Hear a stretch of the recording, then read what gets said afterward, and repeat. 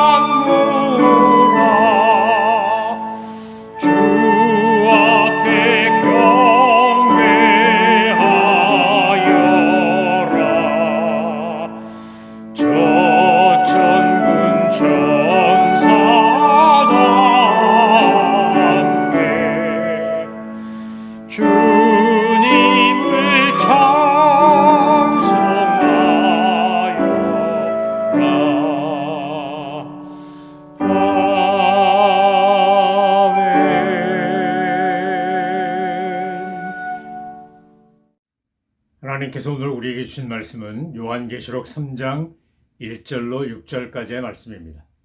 하나님의 말씀을 받들어 읽겠습니다.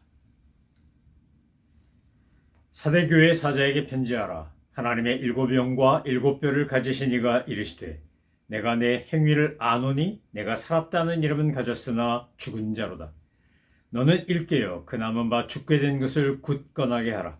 내 하나님 앞에 내 행위에 온전한 것을 찾지 못하였노니 그러므로 내가 어떻게 받았으며 어떻게 들었는지 생각하고 지켜 회개하라. 만일 일깨지 아니하면 내가 도둑같이 이르리니 어느 때에 내게 이르는지 내가 알지 못하리라. 그러나 사대에 그것을 더럽히지 아니한 자 몇 명이 내게 있어 흰옷을 입고 나와 함께 다니리니 그들은 합당한 자인 연고라. 이기는 자는 이와 같이 흰옷을 입을 것이요 내가 그 이름을 생명책에서 결코 지우지 아니하고 그 이름을 내 아버지 앞과 그의 천사들 앞에서 시인하리라. 귀 있는 자는 성령이 교회들에게 하시는 말씀을 들을지어다. 아멘. 요한계시록 1장부터 3장까지는 아시아에 있는 7교회를 중심으로 하나님께서 우리 자신에게 또 우리 가정에게 교회에게 주시는 말씀을 우리가 집중적으로 묵상하며 성찰할 수 있도록 전해진 귀한 말씀입니다. 요한계시록 1장에서 분명히 사도 요한을 통해 주님이 선포하신 것이 이 계시의 말씀을 읽는 자, 듣는 자, 지키고 행하는 자가 복이 있다고 말씀하셨습니다. 가장 복이 있는 사람은 말씀을 듣고 지키는 사람입니다. 말씀을 듣기만 하고 읽기만 하고 지키지 않는다면 그것은 의미도 가치도 없는 겁니다. 사대교회는 책망만 받은 교회인데 이 책망만 받은 교회는 읽고 들었다 할지라도 지키지 않았기 때문이고 그들이 너무나 하나님이 주신 은혜 가운데 그야말로 잠자고 죽은 교회가 되었기 때문입니다. 사대는 루물로스 산 밑에 페르무스 강이 흐르는 곳에 있는데 두아디라 남동쪽으로 약 30마일 정도 떨어진 것이고 주전 6세기경까지 리디아 왕국의 수도였습니다. 크로에수스 왕이라고 하는 이 왕의 부자는 정말 왕은 엄청난 부자였습니다. 그래서 이 리디아 왕국의 수도였던 사대가 늘 풍요롭고 풍성함에 차고 넘치던 도시였는데 주전 6세기경의 리디아 왕국의 수도였던 그곳이 주 17년경의 지진으로 인해 크게 파괴되고 거의 소멸되다시피 할 정도로 진멸되고 맙니다. 그때 로마 황제였던 티베리우스가 도움을 주는 바람에 다시 이 사대가 재건됐고 그 이후에 크게 번영됩니다. 사대에는 섬유산업과 보석산업이 발달했기 때문에 돈이 굉장히 많았고 이 돈이 많은 것으로 인하여 성적인 타락과 쾌락과 물질 만능주의가 판을 치던 곳이었습니다. 그래서 사대를 바깥에 있는 침략자들은 늘 정복하기를 원했고 우리가 아는 것처럼 페르시아의 고레스 왕이라든지 그리스의 알렉산더라든지 나중에 알렉산더의 부하 중에 시리아 지역을 다스린 안티오코스 황제라든지 이런 왕들이 침범했고 그곳을 다스렸습니다. 사대에 그러면 제일 먼저 떠오르는 것은 사치와 음란입니다. 염직업이 발달함으로 말미암아 경제적으로 윤택했고 이 섬유산업이 또 보석산업이 불러온 엄청난 부가가치로 인해서 그들은 최초로 화폐라는 것을 사용한 사람이었고 과거의 찬란함을 기억하며 현재의 찬란함을 추구하면서 날마다 부패하던 것이었습니다. 로마 제국이 도와줘서 도시를 건설했기 때문에 재건했기 때문에 로마 제국으로부터의 어떤 압제나 핍박 또한 없었습니다. 그래서 이른바 신앙적으로 무풍지대, 경제적으로 풍요로운 시대, 그야말로 순풍에 돛달듯이 살아가던 그런 도시였기 때문에 영적으로 죽어가기 시작한 겁니다. 도전도 없고 변화도 없으면 결국 죽습니다. 사람에게 도전이 있고 변화가 있다라고 하는 것은 우리를 깨우게 하는 것이고 우리가 일깨워져서 새로운 도전을 하면서 하나님의 은혜를 경험하게 됩니다. 그러니까 사대교회를 보면 문제가 없어서 문제인 교회인 겁니다. 문제가 없어서 죽은 교회. 그 티벳 속담 중에 걱정을 해서 걱정이 없어진다면 걱정이 없겠네. 그런 유명한 속담 있지 않습니까? 사대교회를 보면 문제가 없어서 문제가 됐으니 문제로다. 이런 생각이 속담의 패러디한 경구가 생각난다는 겁니다. 너무나 경제적으로 윤택하고 정치적으로 안정돼 있고 문화적으로 다양하고 풍요롭고 또 쾌락이 발달하고 이러다 보니까 영적인 생동력이 사라졌고 결국 교회가 성도들이 죽어간 겁니다. 여러분 모든 것이 만사 태평하고 무사 태평하고 만사 형통하고 이게 좋은 거 아닙니다. 그러면 인간은 타락하고 변질되게 되어 있습니다.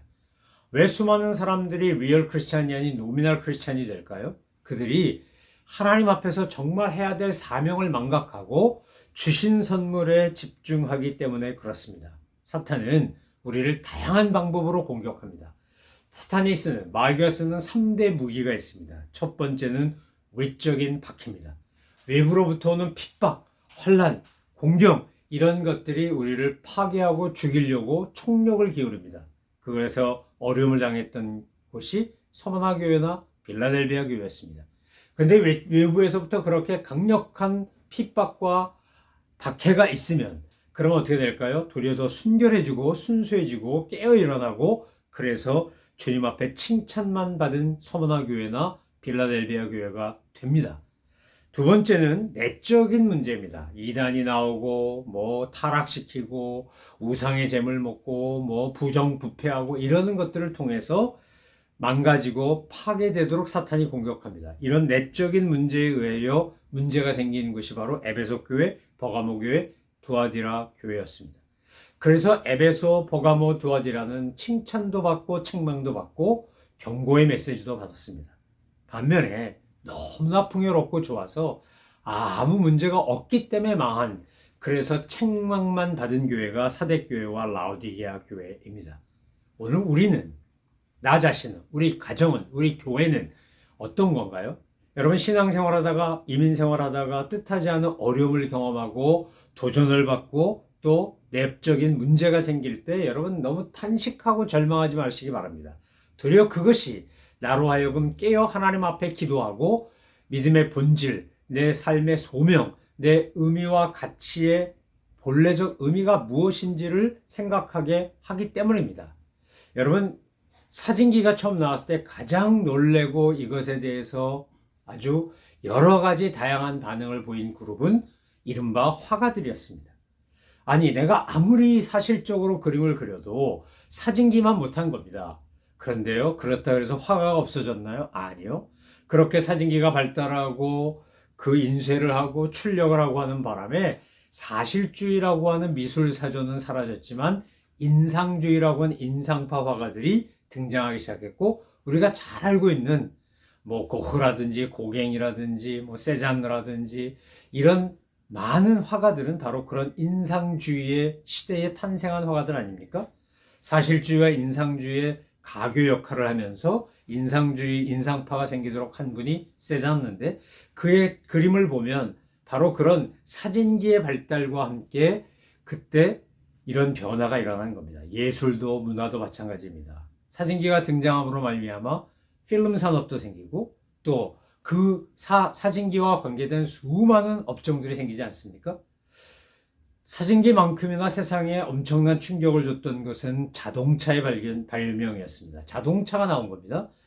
가장 유명한 것은 제럴드 포드가 만든 T형 자동차지만 이 자동차가 등장함으로 인하여 그러면 마부나 마차나 이런 게 다 없어지고 끝난 겁니까? 아닙니다. 그때 마부하고 마차 하던 분들이 자동차 정비공도 되고 운전수도 되고 자동차 산업이 엄청난 경제 부흥을 일으키며 미국을 풍요롭게 만드는 큰 힘이 된 겁니다.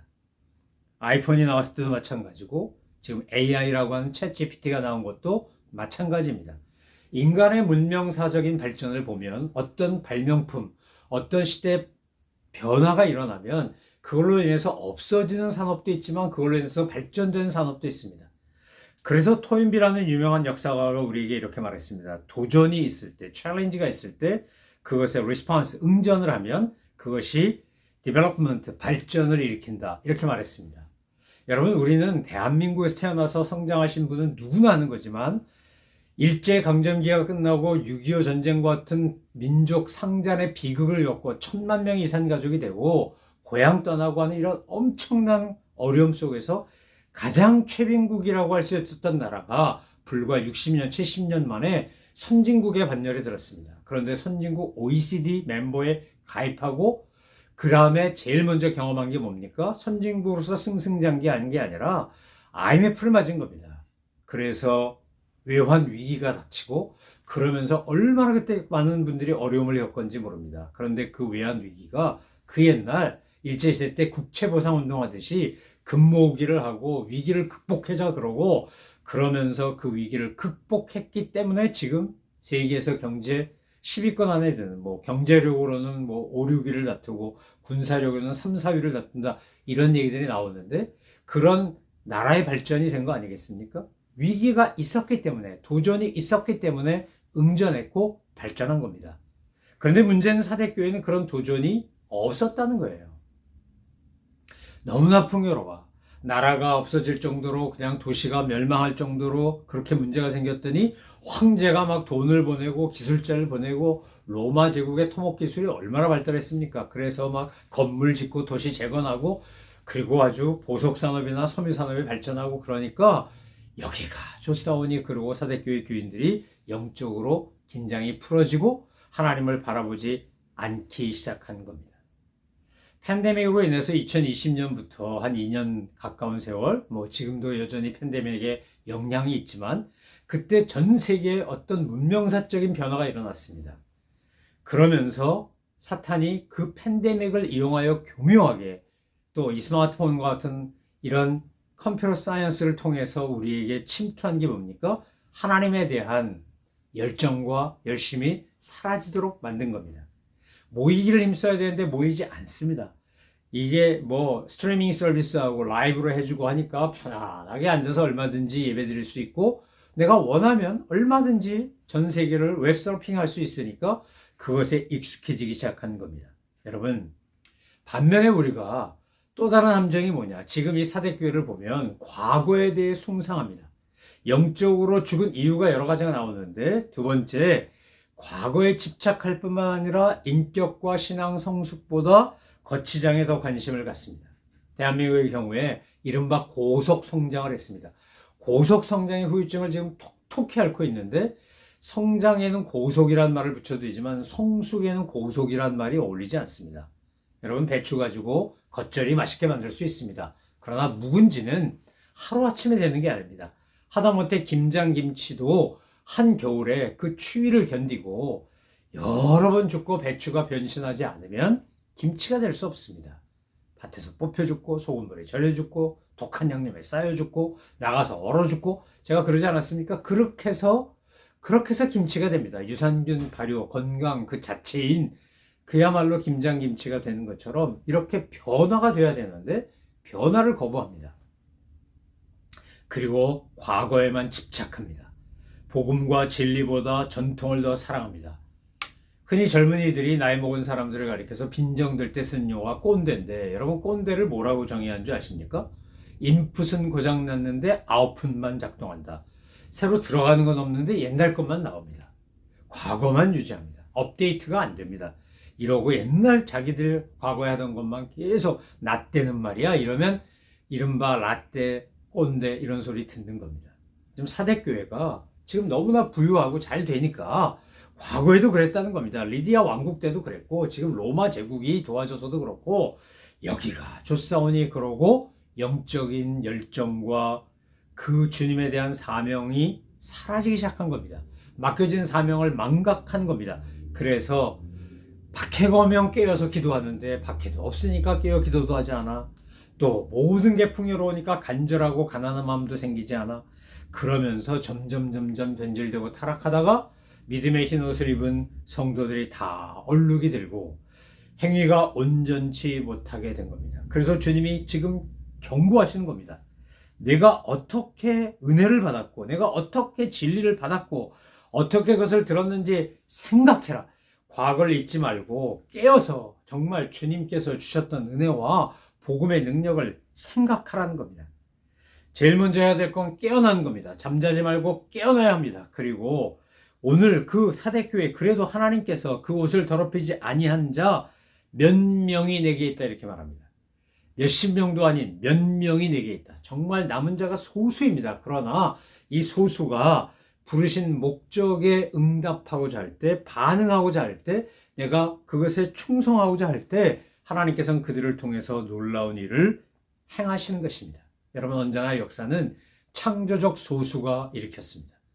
우리가 프랑스란 나라를 생각하면 프랑스 대혁명이 생각나고 나폴레옹이 생각나고 마리 앙뚜아네트 같은 사람, 내가 짐이 곧 국가다 했던 태양왕 루이 14세 그가 만든 베르사유 궁전 이런 거 생각납니다. 그런데 저는 프랑스 그럼 제일 먼저 생각나는 게 나폴레옹입니다. 프랑스 대혁명이 일어나가지고 무자비하게 부르봉 왕가를 다 처단하고 단두대에서 목을 치고 이러면서 로베스피에로가 당통이 그렇게 프랑스 대혁명을 이끌다가 너무나 극단적인 이런 혁명주의 사상에 사로잡힌 바람에 당통도 로베스피에로도 다 단두대에서 사라지고 맙니다. 그때 절체절명의 위기 상황에 있을 때 갑자기 혜성처럼 등장한 인물이 나폴레옹이었습니다. 원래 그는 로베스피에로가 발탁한 사람입니다. 그런데 그 나폴레옹이 그때 등장하고 선풍적인 인기를 끌고 나중에 황제까지 될 수 있었던 건 그때 프랑스가 힘들고 어려우니까 외적들이 침입해오기 시작했는데 나폴레옹이 정말 발군의 실력을 발휘하여 탁월한 전략과 전술로 이태리를 비롯해 오스트리아 수많은 나라를 정복합니다. 그래서 그는 스스로 황제 대관식을 할 때 스스로 왕관을 쓰는 그런 모습으로 황제까지 되지 않습니까? 그런데 그가 과거의 승리에 집착하다가 전적으로 패배하고 결국 황제 자리에서 쫓겨나게 된 것의 가장 결정적인 사건은 러시아 침공이었습니다. 세인트 헬레나의 이 러시아 침공에서 패배하고 난 다음에 유배됐다가 거기서 탈출해서 다시 황제가 됐지만 결국 워터루 전투에서 패배해서 그래서 그는 아주 절의 고도에 갇히게 됩니다. 여러분, 오늘 우리가 하나님 앞에서 나 자신을 성찰하고 돌아보면서 세 가지를 꼭 하셔야 됩니다. 깨어 생각하고 진리를 이해하고 적용하는 사람들이 해야 될 세 가지가 뭐냐? 내가 끊어버려야 될 게 뭔가를 아셔야 합니다. 내가 정말 버려야 될 게 뭔가? 과거의 고정관념 같은 거 버리셔야 합니다. 내가 잘못된 습관 버리셔야 합니다. 진리가 아닌데 전통을 붙잡고 쓴 거 버리셔야 합니다. 정말 끈기를 가지고 버리지 말고 지켜야 될 건 뭡니까? 그건 진리입니다. 하나님에 대한 사랑, 주님이 주신 나의 소명입니다. 요즘 AI가 등장하는 바람에 지금 전 세계가 엄청난 변화가 일어나고 있는데 직업이 바뀔 거다. 그런데 직과 업은 다른 겁니다. 직이 있고 업이 있습니다. 직을 추구하는 사람들은 자리 보존이 목적입니다. 업을 추구하는 사람들은 자기가 하는 일에 의미와 보람과 가치를 추구합니다. 그래서 직은 사라질 겁니다. 그런데 업은 사라지지 않습니다. 여러분, 오늘 우리가 예수님 앞에서 우리의 업이 뭡니까? 사대교회에게 주신 업은 그 타락하고 물질적으로 풍요롭고 그래서 하나님을 찾지도 않고 구하지도 않고 감사하지 않는 그들에게 정말 듣든지 아니 듣든지 복음을 전하고 그들을 일깨워서 하나님의 백성 만드는 게 사대교회의 업이었습니다. 그게 그들의 미션입니다. 근데 그것을 망각한 겁니다. 오늘 주님은 사대교회에게 또한 우리에게 약속하십니다. 이기는 자는 이와 같이 흰 옷을 입을 것이며 내가 그 이름을 생명책에서 결코 지우지 아니하리라. 여러분, 우리가 흰 옷을 입는다는 건 뭡니까? 영원한 하나님의 의를 덧입는 겁니다. 그래서 우리가 천국 시민권으로 생명책에 이름이 기록된 겁니다. 그리고 3장 5절에 하신 말씀이 뭡니까? 내가 내 아버지 앞에서 천사들 앞에서 그를 인정하고 시인하리라. 주님께서 복을 주시고 상급을 주시겠다는 겁니다. 두아디라 교회에서도 분명히 행위대로 갚으시는 하나님에 대해 강조하지 않았습니까? 여러분, 삶의 위기, 역사의 위기는 도리어 기회가 됩니다. 그런데 모든 것이 평탄하고 모든 것이 다 풍요롭고 아무 문제가 없으면 우린 잘못하면 죽습니다. 그래서 우리가 내가 이 나이에 이런 일을 겪다니, 내가 이만큼 살았는데 이런 기가 막히고 어처구니없는 일을 겪다니라고 탄식하지 마시고 하나님께서 그 일을 통해서 나를 깨우고 나로 하여금 하나님 앞에 겸손하게 무릎 꿇고 주님의 은혜를 구하는 계기가 되었다는 것을 인하여 감사하시기 바랍니다. 지옥 가는 길, 망하는 길은 평탄대로입니다. 그러나 천국 가는 길, 흥하는 길은 좁은 길입니다. 주님께서 우리에게 좁은 길을 허락하신다면 그것 때문에 감사하셔야 됩니다. 여러분, 우리나라 역사 속에 제가 잊지 못하는, 그 현장에는 없었으나 역사를 통해 배운 것 중에 하나가 뭡니까? 그게 바로 우리나라에 쳐들어왔던 외적들의 그 막강한 군대를 물리친 안시성, 양만춘의 안시성 전투라든지 을지문득 장군의 살수대첩이라든지 또는 거란이 요나라 쳐들어왔을 때 고려현종과 강감찬이 또 양규가 했던 흥화진 전투라든지 또는 그 거란족을 물리친 그런 엄청난 전쟁의 승리라든지 일본이 왜구가 쳐들어왔을 때 이순신이 그 병자호란 임진왜란 정유재란 때 그 해군에서 막아낸 그 기가 막힌 한산도, 노량, 명량, 해전 우리가 그렇게 알고 있지 않습니까? 이런 것들이요 얼마나 우리에게 격려하고 위로하고 소망을 주는 겁니까? 가장 최근에 대한민국에서 있었던 IMF 극복도 바로 그런 사건 아니겠습니까? 여러분, 우리가 고난이 오고 역경이 오는 걸 두려워하지 마시고 모든 것이 너무 평탄해서 나도 모르게 영적으로 죽을까 봐, 인간적으로 공감의 능력을 잃어버리고 내가 가난한 심정을 잃어버리고 애통할 줄 모르고 여기가 좋사오니 그러고 그렇게 만족하다가 죽어버릴까봐 도리어 우리가 경계해야 하는 것입니다. 오늘 사대교회 이름은 있으나 이름만 있는 그러나 죽은 교회, 유명무실한 교회, 우린 그런 교회, 그런 가정, 그런 성도 되지 말고 정말 서문학교회나 빌라델비아 교회처럼 약하나 강한 교회, 부족하지만 주님께서 너무나 기뻐하시고 사랑하시는 교회, 하나님의 자랑과 기쁨이 되는 그런 성도, 그런 가정, 그런 교회로 주님 앞에 칭찬과 인정받는 우리 모든 믿음의 식구들 되시기를 소망하며 축원합니다. 기도하겠습니다. 하나님 아버지, 주님께서 사랑하시고 선택하시고 자녀 삼으신 것 감사합니다. 그리고 우리가 이 땅을 살면서 필요한 것 일마다 때마다 주님께서 허락해 주셨지만 주님 주신 선물에 취하여 주신 분을 잃어버리는 어리석은 자 되지 않게 하여 주옵소서. 성탄절에 우리를 위해 죽으시려고 오신 예수님을 환영하지 않고 산타클로스가 선물이 더 소중한 시대가 되어버린 것처럼 하나님 변질되지 말게 하시고 오직 하나님의 말씀만 붙잡고 진리 따라 소명을 따라 업을 기억하고 주님 앞에 영광 돌려드리는 저희 모든 믿음의 식구들 다 되게 하여 주옵소서. 감사드리며 예수 그리스도의 이름으로 기도 올려옵나이다. 아멘. 하늘에 계신 우리 아버지, 아버지의 이름을 거룩하게 하시며 아버지의 나라가 오게 하시며 아버지의 뜻이 하늘에서와 같이 땅에서도 이루어지게 하소서. 오늘 우리에게 일용할 양식을 주시고 우리가 우리에게 잘못한 사람을 용서하여 준 것 같이 우리 죄를 용서하여 주시고 우리를 시험에 빠지지 않게 하시고 악에서 구하소서. 나라와 권능과 영광이 영원히 아버지의 것입니다. 아멘.